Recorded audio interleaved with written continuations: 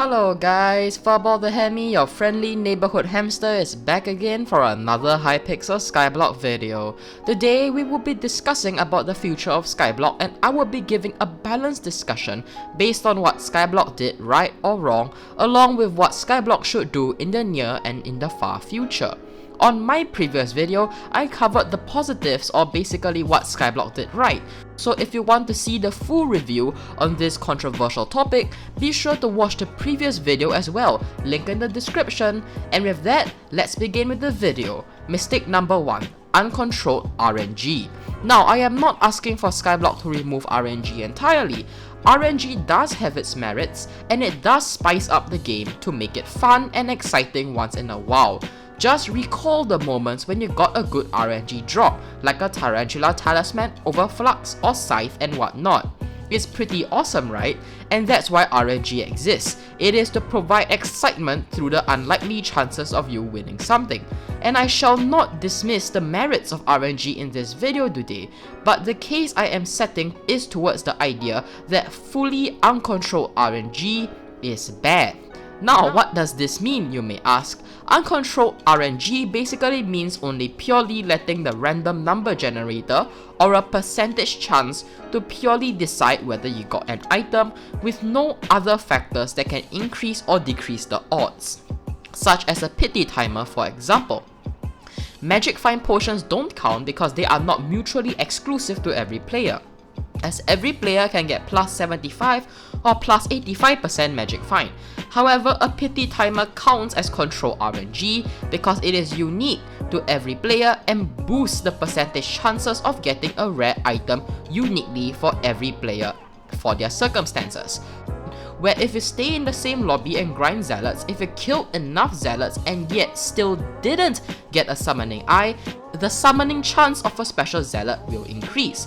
This is a good example of a pity timer. However, the pity timer has only been added into the summoning eye system, and it hasn't been included into the slayer drops or the pet drop system, which I hope Hypixel would consider adding a similar mechanism akin to the summoning eye pity timer to increase drop chances for pets and RNG's drops in slayers for unlucky players. And now moving on to mistake number 2, difficulty content. There is a severe lag in the endgame difficulty content in Hypixel Skyblock. At the rate Hypixel Skyblock is going, it's very similar to long, grindy and persistent games like Prison and other Skyblock servers, where attaining wealth and rising the ranks are the main goals. The problems Skyblock faces are: 1. There is no infinite scaling, such as a prestige system like other persistent and long-term games like Skyblock and Prison servers. The end goal in Skyblock isn't that hard to get per se as compared to other game modes like Prison, which has ranks going all the way up to nearly impossible ranks to acquire, which requires trillions and trillions of dollars and hours upon hours of grinding, while other servers like Skyblock has resets, but season resets wouldn't work for an MMORPG like Hypixel Skyblock. But the problem with Skyblock lies in the fact that there is no infinite scaling, and that the ceiling for the end goal of Skyblock is relatively low as compared to other similar persistent game modes like Prison and other Skyblock servers. While some may argue that, but there are skills for you to max out and whatnot, and practically no one has all the skills at level 50, so there's still content to grind. But the simple rebuttal towards the argument would be that people do max out skills, namely alchemy and combat, as popular examples. Why? Because they give good rewards, with high alchemy levels giving you 1 hour of splash potions, and with combat 50 increasing your damage by a whopping 200%, and as well as plus 50% crit chance, which is massive and a huge reward for getting combat level 50.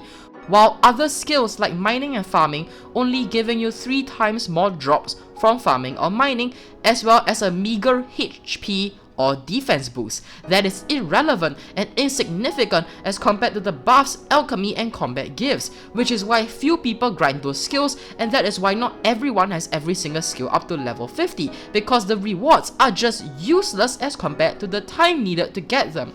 People do want to grind, and it's just that there are 3 issues. Issue number 1, there is no infinite scaling of content. Issue number 2, there are no new challenges such as mobs which are actually hard to beat.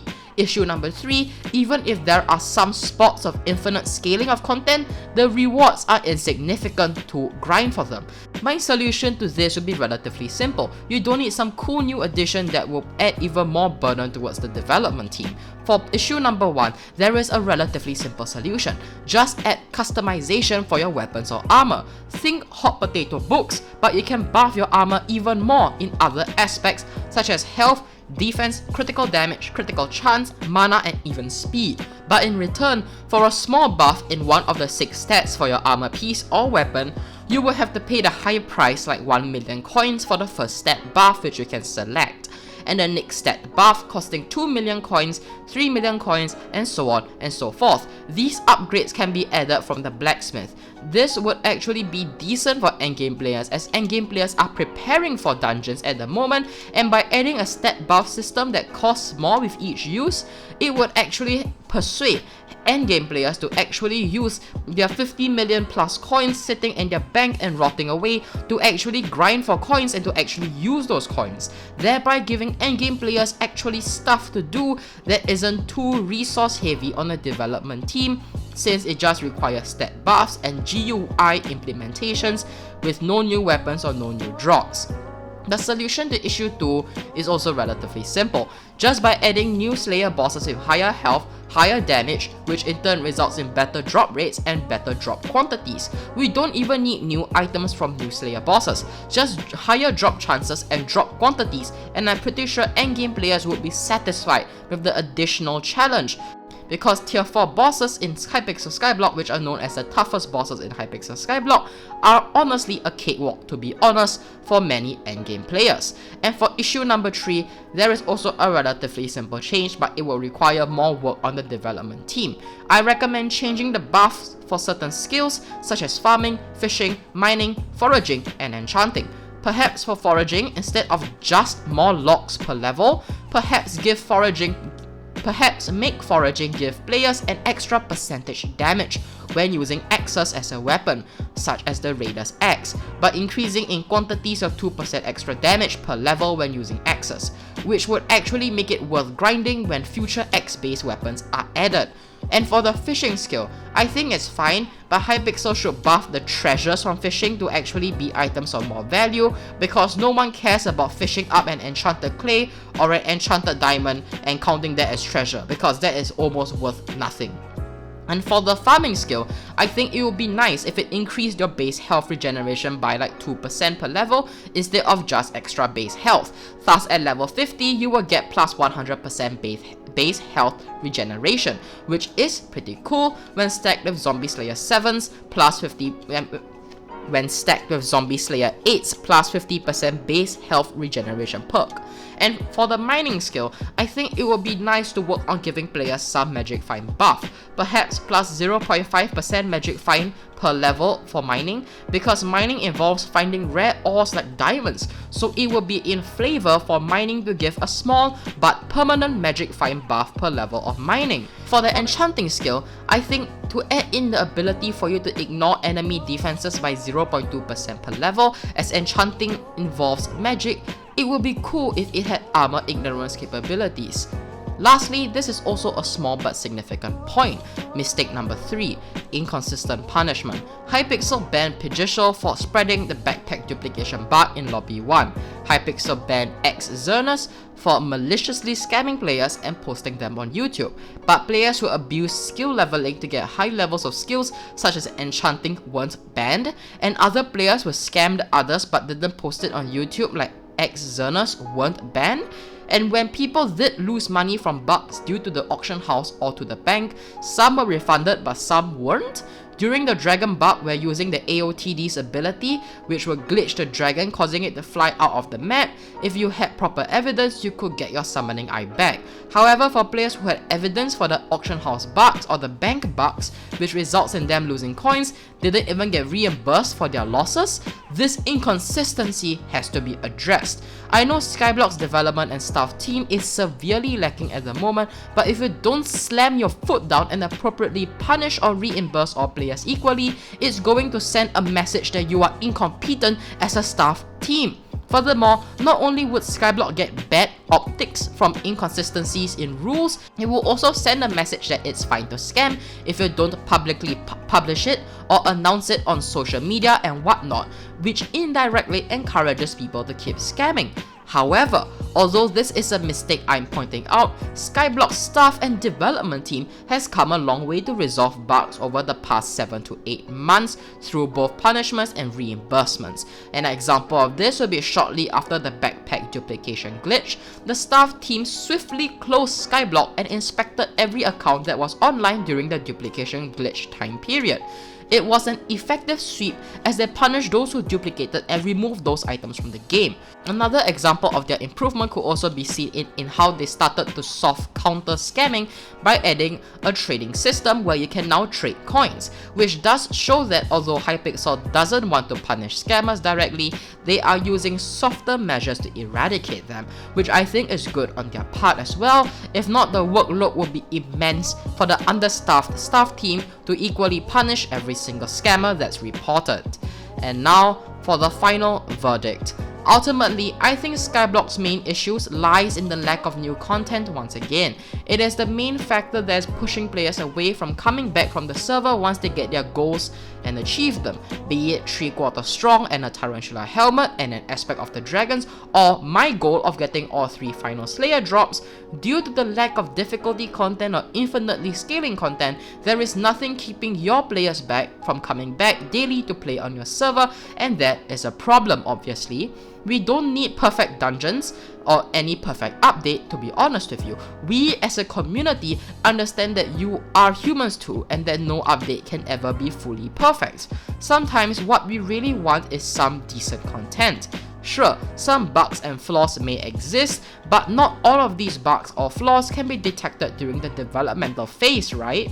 Just be sure to take note of the bugs and to swiftly fix them and to reimburse or punish players equally accordingly. However, placing aside Skyblock's Achilles heel of the lack of infinite scaling content and difficult contents like other persistent and long-term game modes like Skyblock and prison servers, Skyblock does have a good future and is in relatively good hands in my opinion, at least from the improvements that the staff and development team is showing. Skyblock landed with a bang, with many flaws and bugs. Many hated while many loved it. However, it is up to us and the staff team to mold Skyblock into what we wish to see, which is a long-term surviving future as an MMORPG which would seek to revolutionize the future of Skyblock and Minecraft servers in itself. I believe that Skyblock isn't dying at the moment, although it has lost the initial bang and the heat it started off with.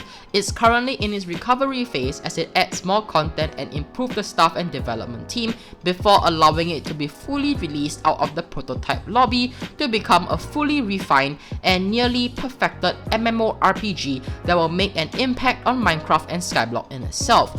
Let's unite together as proud Skyblockers. Whether you are a builder, grinder, casual, expert, or a novice, we should all strive to help one another build a healthy and a welcoming environment at the end of the day, as it isn't only the development team and the staff team that help create Skyblock, it is us as players who also play a large role in deciding Skyblock's future.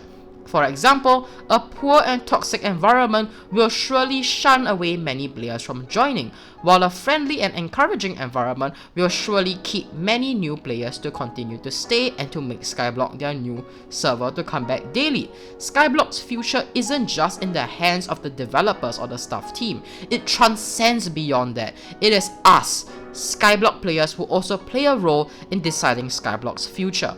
And with that, I've said my piece. This is Furball the Hammy, your beloved hamster who loves explosions and wields the explosive bow, signing out.